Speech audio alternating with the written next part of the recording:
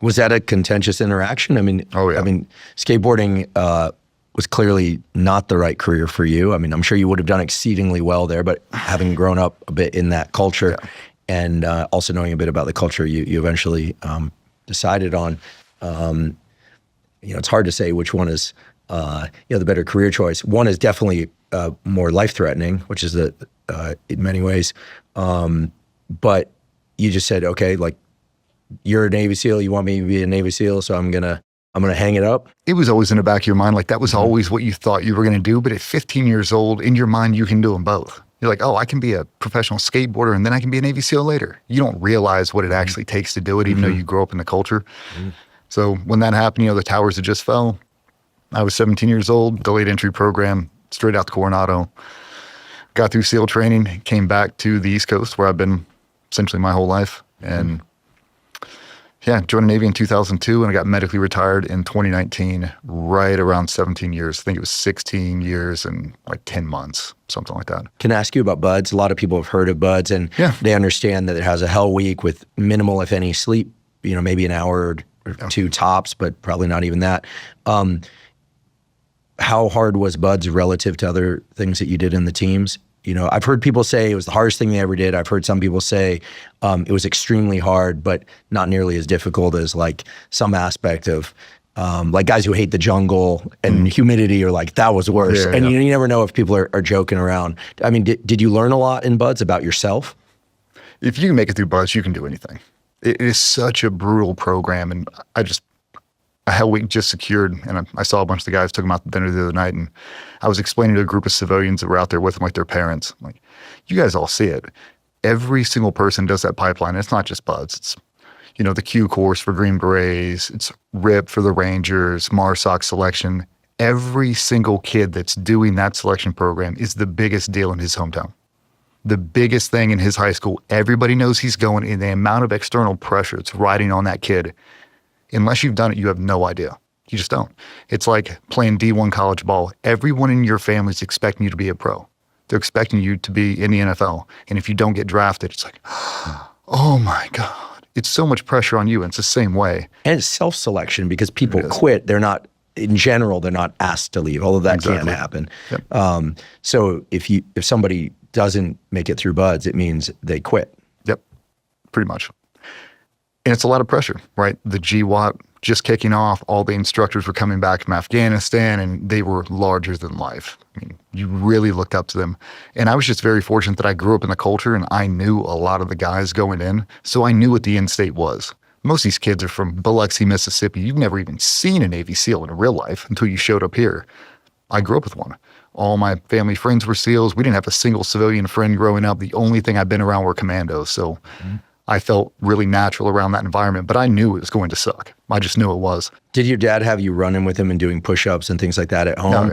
Or was it mow the lawn and then go skateboarding, Mow the lawn, go skateboarding, and then as we transitioned, we got closer. It was turn it on, download the Stu Smith Guide to Navy SEAL Prep and did that like everybody else did. And it's a phenomenal program for anybody who's trying to go.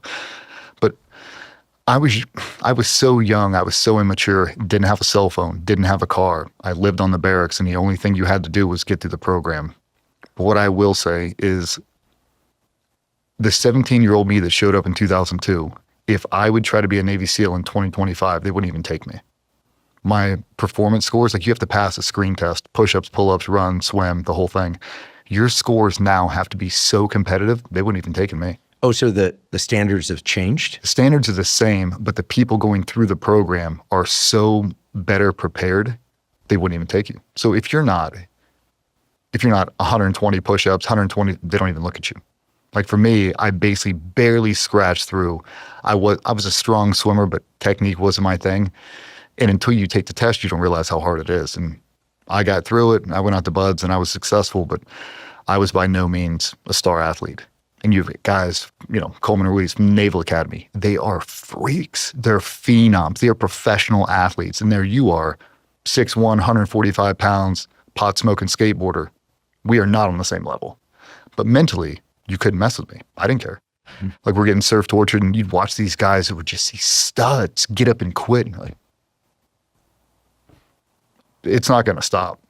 And I felt like I always had the inside scoop. Like, if you think this is going to end, it's not. Like, my dad did a lot of diving. I was like, I've seen the conditions they dive in, breaking through the ice. Like, it is only going to get worse, dude. If this phases you, this is not the program for you. And I was right. If that phases you, the SEAL team's going to chew you alive.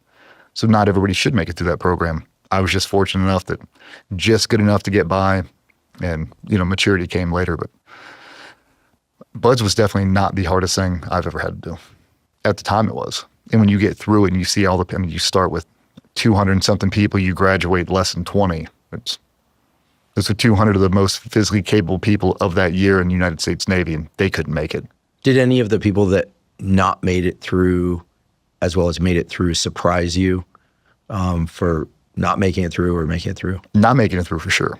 I mean, all the guys that you've been around. Navy, Captain Americas. Navy SEALs have a certain look. They have a certain mystique, a certain aura, and they do in training too. It's not like you just develop that. You've had it your whole life. And there were definitely guys you look at that look like Dolph Lundgren from Rocky. You look at him, you're like, oh, that dude is definitely going to make it. He's gone in 20 minutes. You're like, how? He passed everything. Like, he didn't like that cold water. Like, okay. And then you see another guy who, he was worse shape than me, barely squeaked by everything, and he is the hardest dude you ever met in your life. Nothing phases him.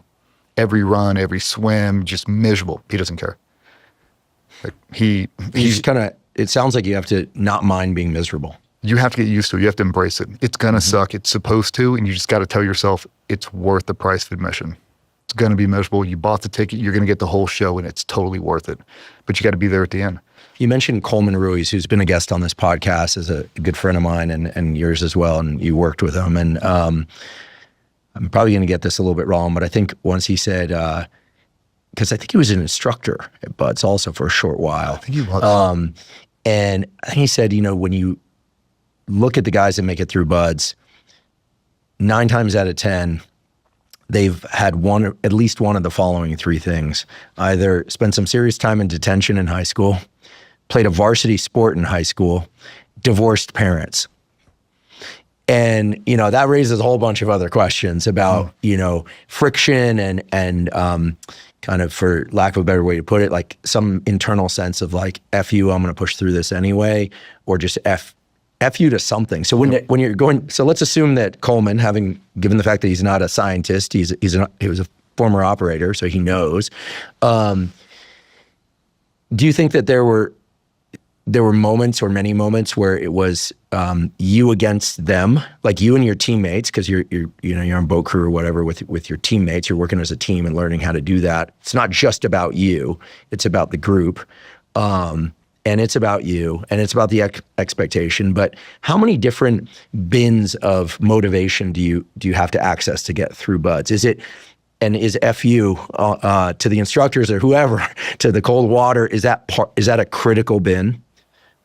It is and it isn't, because sometimes you get caught up in a moment and you don't even think about it. You just want to finish that evolution. Mm-hmm. So when you're doing a 4-mile timed run, that was one of the big things. Is you have to do a 4-mile timed run. It's got to be, I think, a 7-minute mile or less. And nowhere in there does it say the condition of the beach matters. So if it's high tide, low tide, you have to run it on the berm and soft sand. The time standard is the time standard. Mm-hmm. And talk to anybody. At any point in that training, you are going to hit a wall where you think your heart's going to stop. Like, if I take one more step, I'll die right here. Because your heart rate's so high. And you're like, I can't do it. And at some point, you just don't care. You're like, I'd rather fall stone cold dead in front of all of them and die right here than I would failing or quitting. Yeah, at least you don't have to go home head hanging in shame. Exactly. And you just push anyway. Sometimes you'll be getting surf tortured by the instructors, and you're just laying down that 60-degree water, just miserable. And I tell the story quite a bit. We had dudes getting up and leaving, mass exodus, just, and the biggest, strongest dudes, it's broad daylight, 70 degrees on Coronado Island, the most beautiful day you've ever seen. We're laying there just jackhammering. And you look over and all the West Coast SEAL teams are out to your right. And you can see SEAL Team 1 out there doing log PT for like their morning PT.